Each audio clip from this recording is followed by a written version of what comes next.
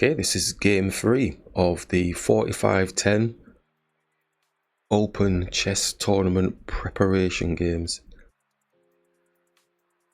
As usual, looking for familiarity, trying to make sure that we're working with things that we know and not what the opponent is attempting to make us know and take us out of any comfort zones. So currently, flying through these moves here, we're fairly okay with this type of setup, so we're just blocking their pawn with the pawn.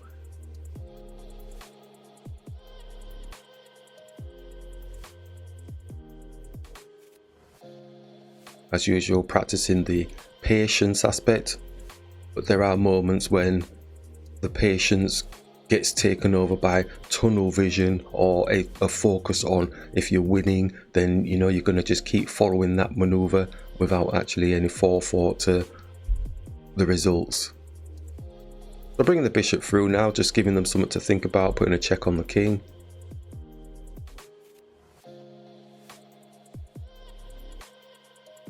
Bishop defends, bishop defends.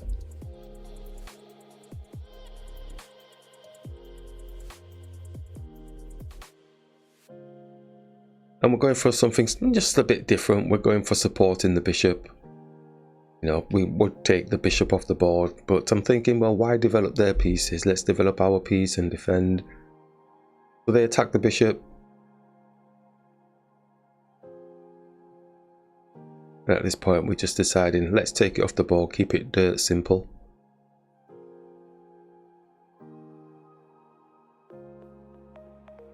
Because at least we've developed two pieces. We've got the knight out, so I'm thinking, well, you know, that's okay. That works for me. Trying to keep that momentum going of us starting first, playing as white. And we've got diving in, attacking the queen, because, you know, it's attacking a higher piece. I know it's moving the same piece twice, but it seems to be a more beneficial maneuver because it's giving the opponent something to think about. They're having to move their piece again.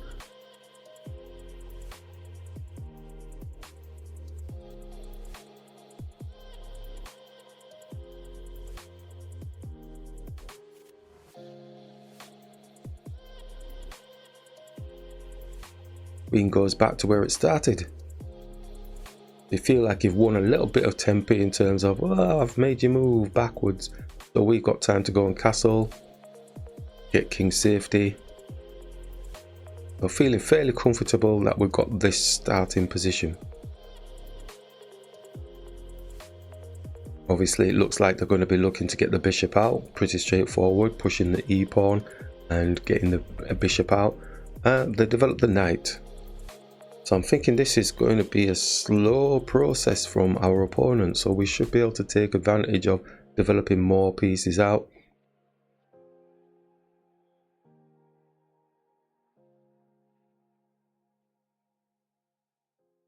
Because their bishop currently is just blocking their king from castling. So I'll bring the bishop out, supporting the knight, also developing the piece. Again, feeling really comfortable about the opening part of this game. Feels like a good focus on defending pieces, winning tempo in terms of developing pieces, and not losing much space or ground on the board in terms of who's owning what. So for now, it looks like we've just got them hemmed in without actually doing anything.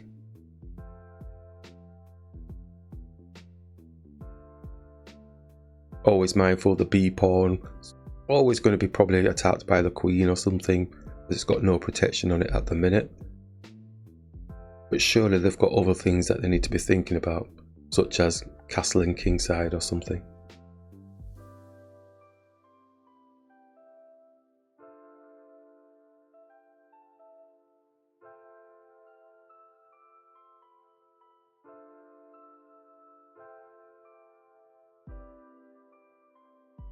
Okay, so they open up the space, which was expected really. Took a while, but I'm thinking, alright, they're looking to open up the bishop so that they can go and get castled, which is pretty simple, straightforward chess.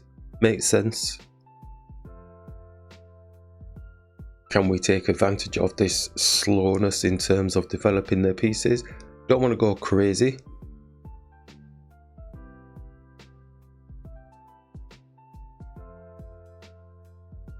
We've got to remember, do we lose tempo sometimes if we sit back?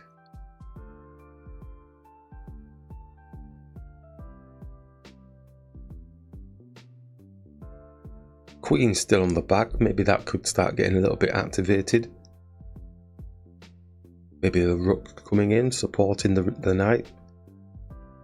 Trying to get some development of ownership of files, but everything's blocked down at the minute.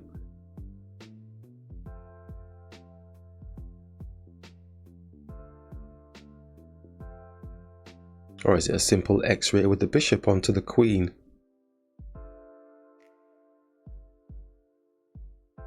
Many thoughts come into the movements that you want to potentially make.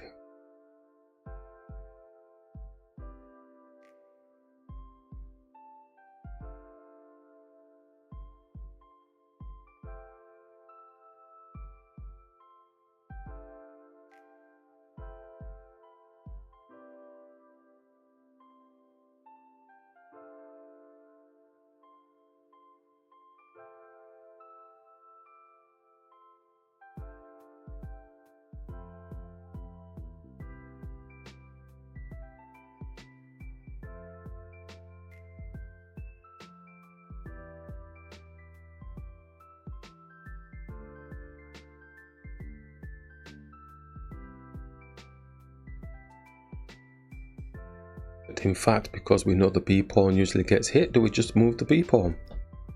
Many things to think about. And we'll go for activating the queen, supporting the knight, but also looking to bring a rook underneath the queen, supporting the potential attack towards the king, opposite the king. Because they've not got castled yet, maybe there's something that can kick off around that area.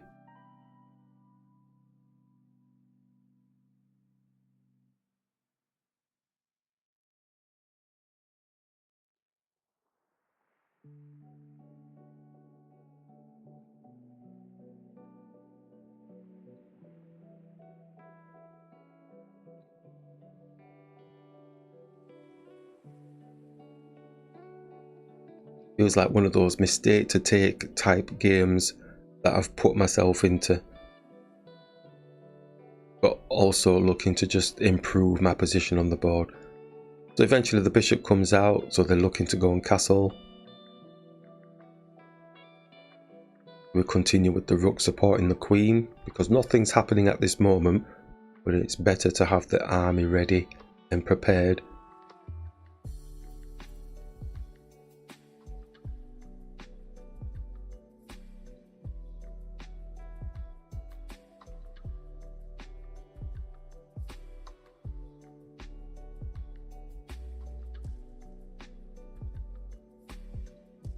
Just bringing the knight back to get into the game onto the king side. That's like a big waiting move in my eyes, because like I said, nothing's happening. We know they're going castling, so that tempo of them moving the king across allows our knight to get into the game, to be a force to be reckoned with on the king side. That's what's going on in the back of my head. Whether that actually is the case or not, I have to believe. So instantly just move the knight across.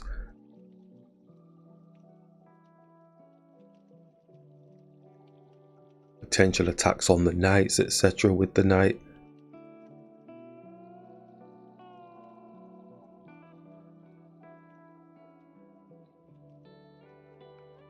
And as usual, it frees up the C pawn as well to be able to get into some action if need be.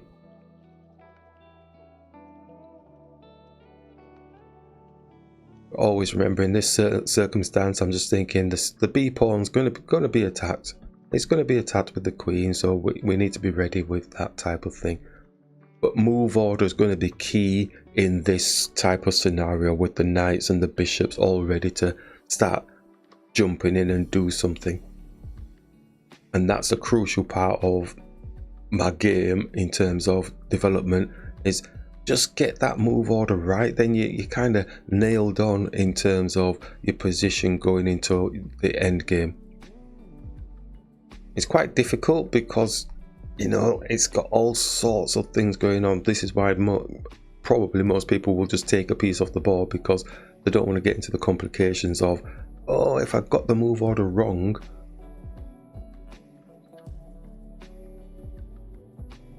Okay, so they bring the rook and it's facing our knight, the queen, etc.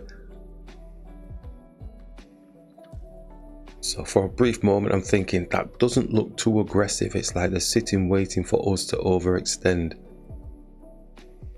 So we sit our knight attacking their knight, which is a very proactive maneuver as far as I'm concerned, in terms of us developing that knight, going to the back and then coming back around again. It's falling into line with the plan that we had for it.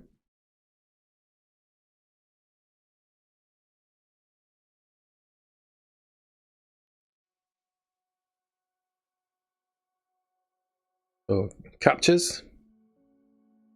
We can capture with the queen or we can capture with the knight.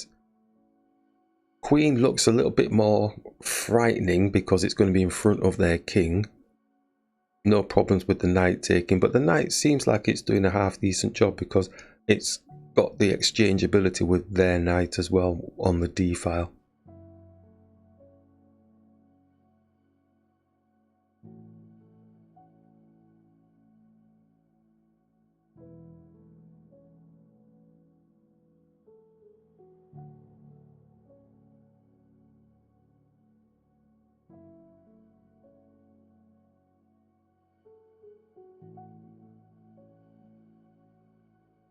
I'm going with that theory of just being in front of the king. Maybe we can get a cheap shot in there, some sort of mate threat type thing with the bishop.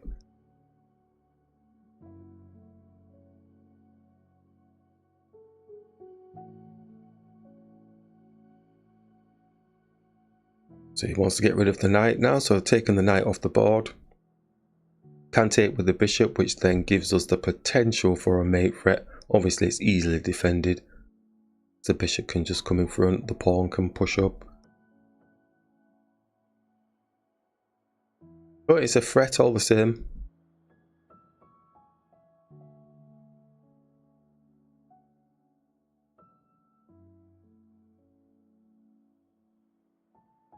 It's generating something, it's generating a game. It's more positive as far as I can see for my own thought processes. So the bishop does come and block it off.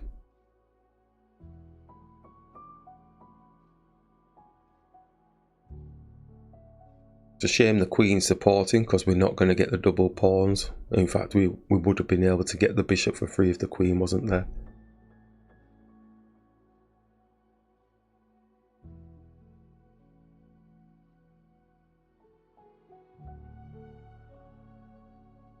But we don't have to take, we can bring a rook into the game now, try and own the file even though there's a pawn in front there.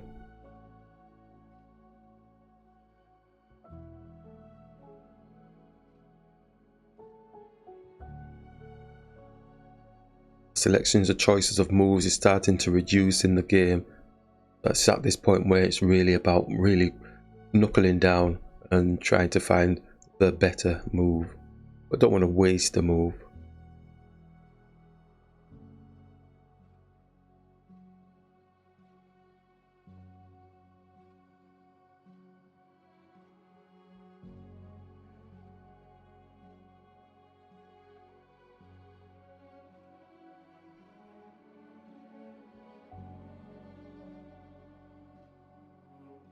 I'll just move the queen back and to support the bishop.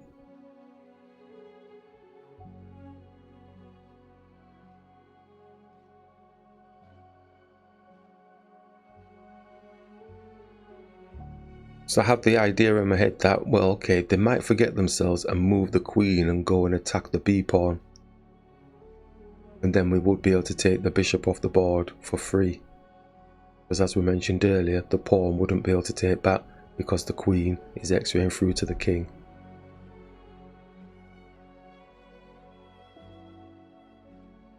But they didn't do, so they brought the rook across, attacking the c pawn.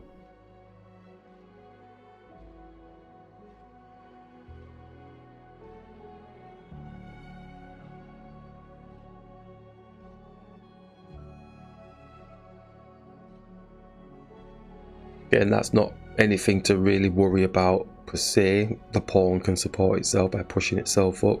A rook could go behind it. You could ignore it altogether and just take the bishop off the board.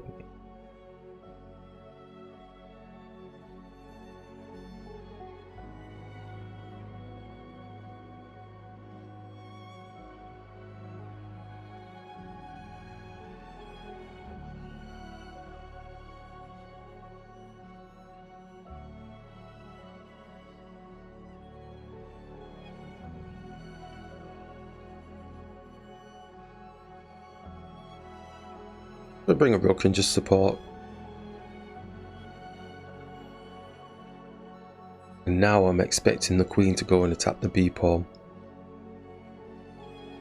But, you know, still got it in the back of my head. It's got to be going for the b pawn. They always go for the b pawn with the queen. They might forget themselves and go for it. And no, they haven't done. So obviously they're very aware of it, so they're not going to go for it. Which is a damn shame.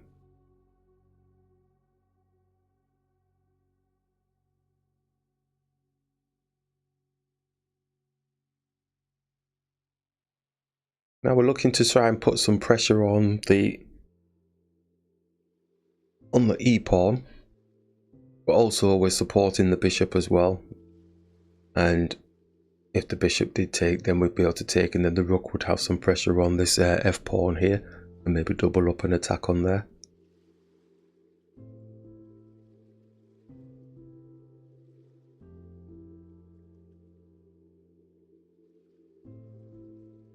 So I started to tunnel my vision around about here in terms of if they do capture, etc, etc, then we can put pressure onto this f pawn, and then we'll be able to put checks on the king, and we should be able to get some sort of back rank checkmate type thing. So my vision was starting to slowly but surely crunch in a little bit. Until the rook came down, I thought, oh, okay, fair enough. But in the back of my head, I've still got that tunnel vision of if they take this bishop, then we're going to be quids in. So the rook is down, it's attacking the pawn, the bishop is defending the pawn, but there's something wrong with the picture in terms of if the bishop takes the bishop, then we would have to take with the d pawn, and then that pawn is going to be starting to fly down because it's a bit of a passer. Didn't like the look of that. Probably nothing to worry about, but maybe supporting the pawn is probably a little bit safer.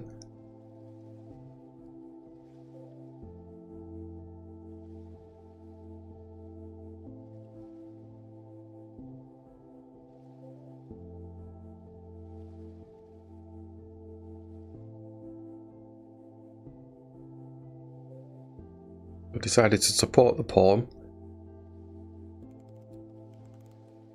which doesn't seem to take away too much pressure from our thought of actually attacking this f pawn and getting some sort of mate position on the opponent.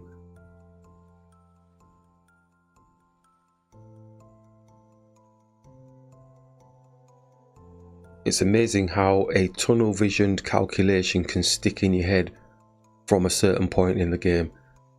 Now they're attacking the pawn. I mean, our rooks are supporting each other, but we decide, well, let's just go and attack the rook.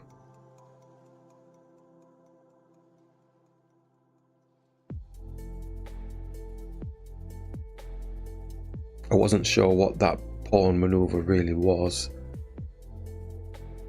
as we can push our pawn up again on the c to attack their pawn, maybe make some space. It goes back again to where it started.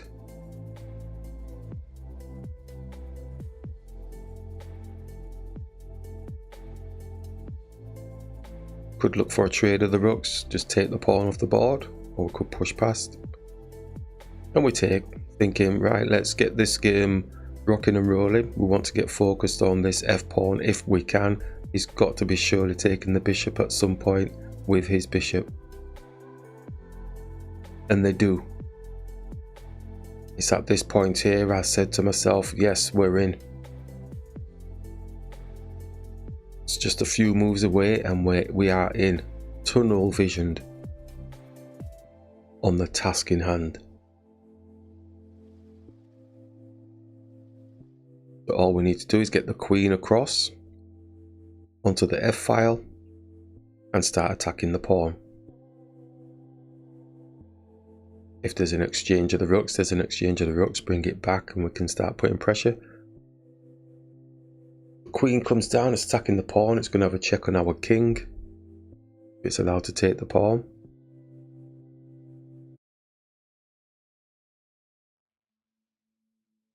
So if the queen comes onto the F and it goes to F5, is it F4?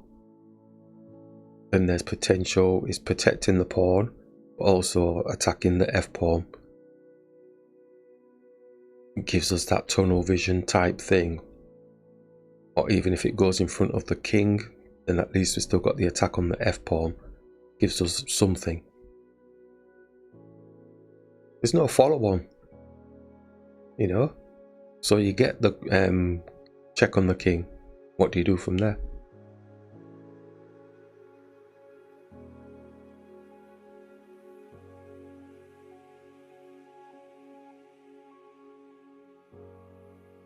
So we bring the queen across, looking for this F pawn. It's almost basically saying, well, just take the pawn with the queen, but it does have a check on our king, so we do lose a little bit of tempi. But in my head, I'm thinking, well, I can get the queen is going to be in the center of the board, so it's not going to be anywhere near his king to be able to defend his king. So that logic was what I was using here. Is that yes, they're going to go greedy munching for the pawn. We just simply move the king out of the way. And then, because the queen is in the middle of the board, it's not going to be able to defend the king.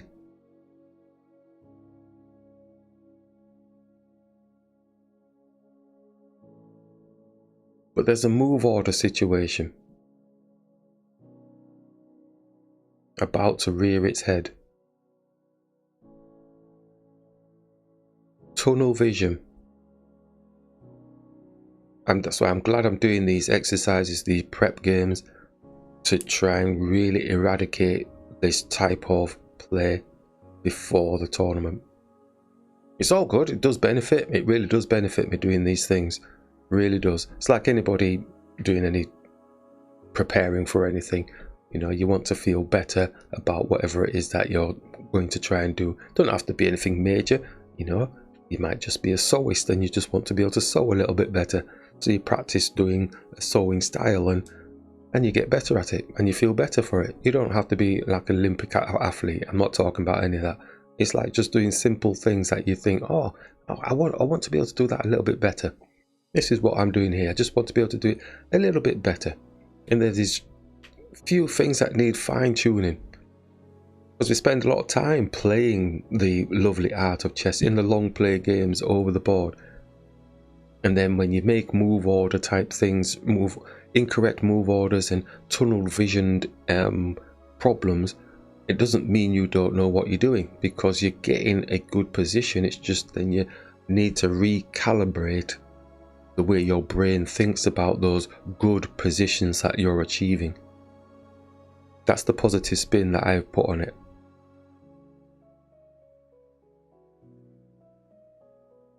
So we've brought the rook up now, thinking we're going to double up the rooks on this C file. To me, that's just like it's a waste of movement that doesn't need to be done.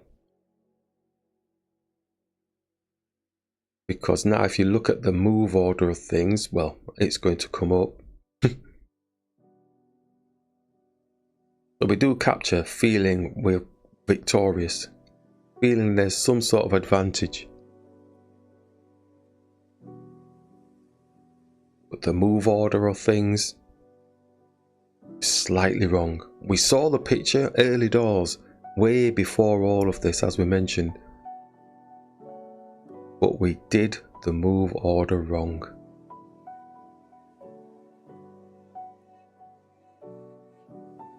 There's a slight advantage for us here.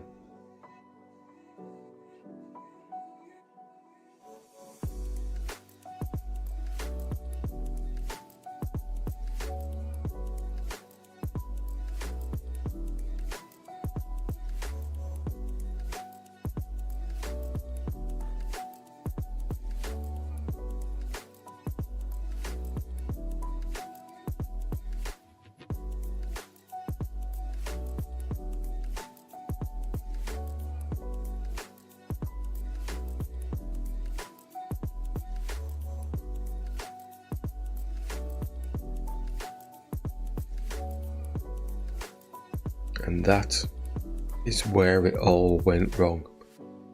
From one wrong maneuver, I'm going to get back rank mated, or I'm going to lose my queen.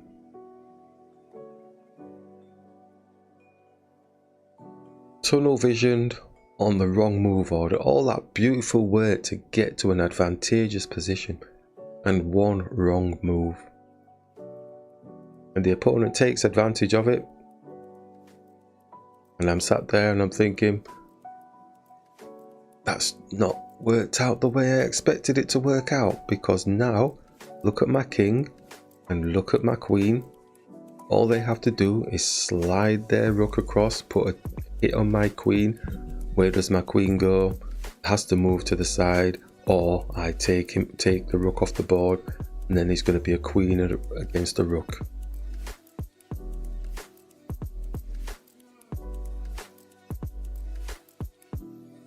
And at that point, I resigned. Very good play by the opponent for spotting that. But for me, tunnel visioning so early on, I think it was a good thing because we targeted that area, but it was the move order after that calculation. And it wasn't like I did it in a blitz move or anything. I actually put some thought into that rook maneuver, supporting the rook, but it was the wrong calculation. Need to recalibrate in those pressure end games and then feel even happier with the games.